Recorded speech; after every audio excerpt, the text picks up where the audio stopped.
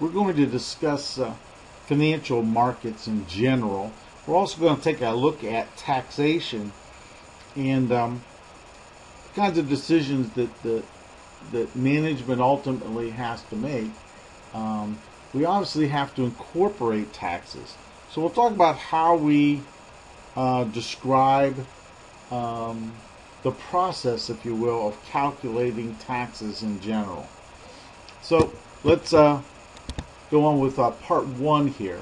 Obviously, if companies need money from outside, they have to figure out how they're going to do that. And there are three ways that they can do that. They can use financial institutions. That is, they can essentially borrow money from banks, insurance companies, pension funds. They could also go through financial markets. They could issue securities, stocks, bonds, maybe some shorter term financing. They could also identify some private investors. These could be individuals, they could be institutions, but they could identify somebody that maybe they've worked with in the past and try to convince them to get them some capital that they need for whatever their purpose might be. So again, for financial institutions, right, we really want to think of them as there's a different word for that in the finance context, and it's referred to as being intermediary. They are the people that stand between the suppliers of funds and the demanders of funds. They're the ones that bring everybody together in order to identify who needs money and those people that have excess funds to get that to the investor or to the corporation. So there's lots of mechanisms in place that we can work with to try to get this to come to pass, if you will. Two primary kinds of people we can talk about are institutions. Commercial banks obviously are components and part of this intermediary system.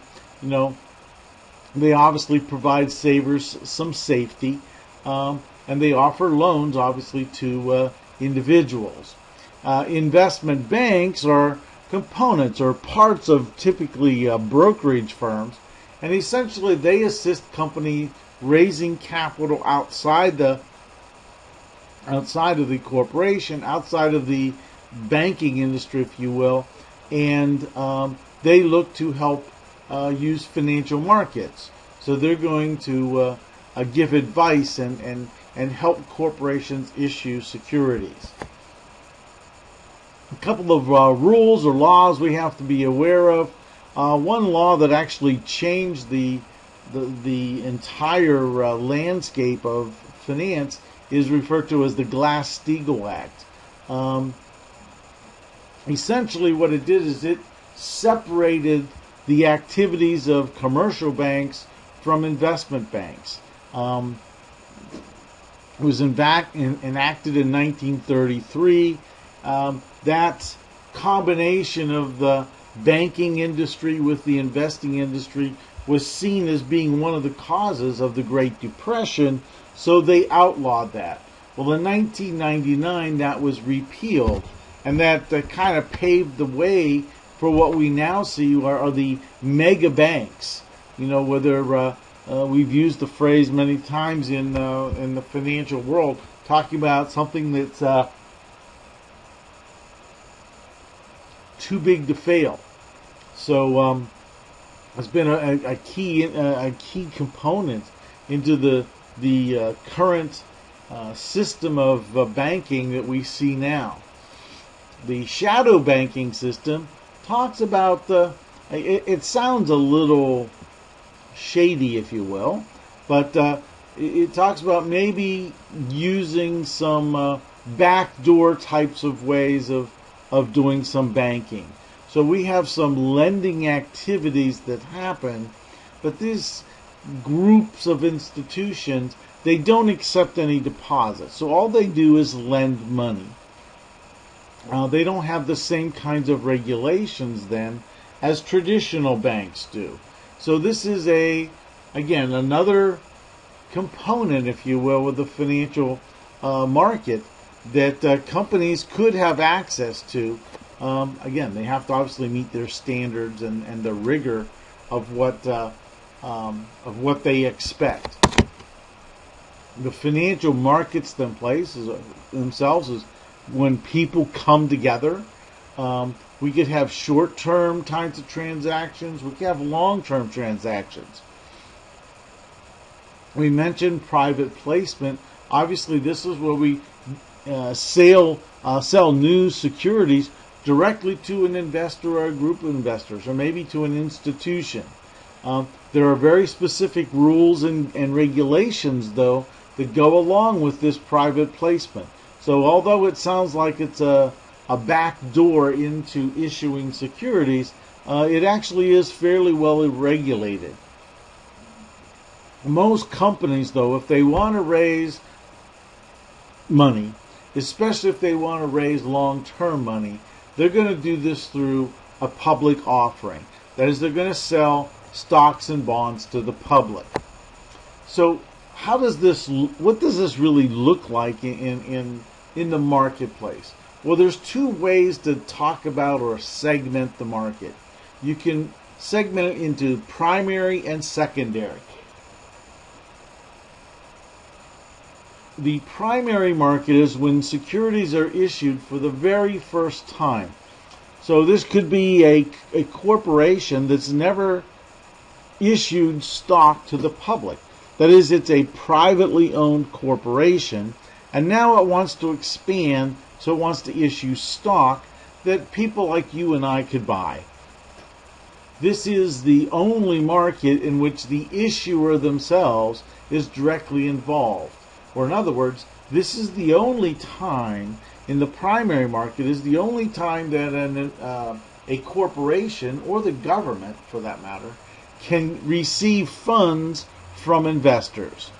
The secondary market then is for anything after that. So after securities are initially distributed to the public, then investors own them. That could be individuals, it could be institutions, but then there is trading that happens after. And after the securities are initially purchased, that is what's referred to as the secondary market. And we have regulation that covers both of those markets. Another way to segment the markets is into what we really refer to as more short-term, long-term types of characteristics. And that is, we talked about the money market. The money market is for short-term securities. The definition of short-term is less than 1 year. So most of these securities, frequently referred to as marketable securities, they're all debt instruments, but they also are all things like commercial paper, treasury bills.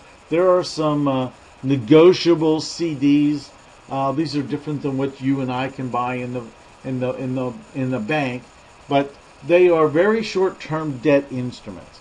They are assumed to be typically very low risk, as we'll see as we go through the course. That also means they are most likely also going to be have relatively low returns. There is an international equivalent to this markets called the euro currency market.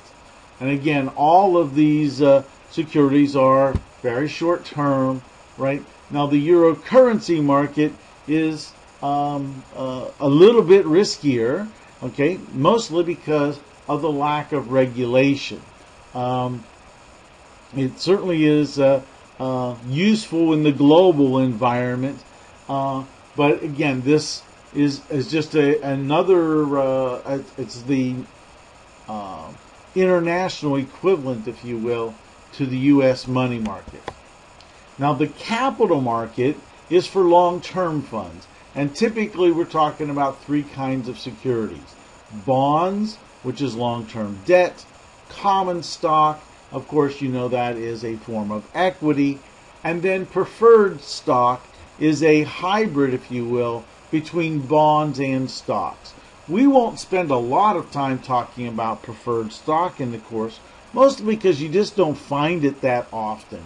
And quite frankly, even when corporations have preferred stock, most financial analysts incorporate preferred stock in their analysis of the debt and the bonds of the company. So it's really not even considered common stock. It's considered more of a bond.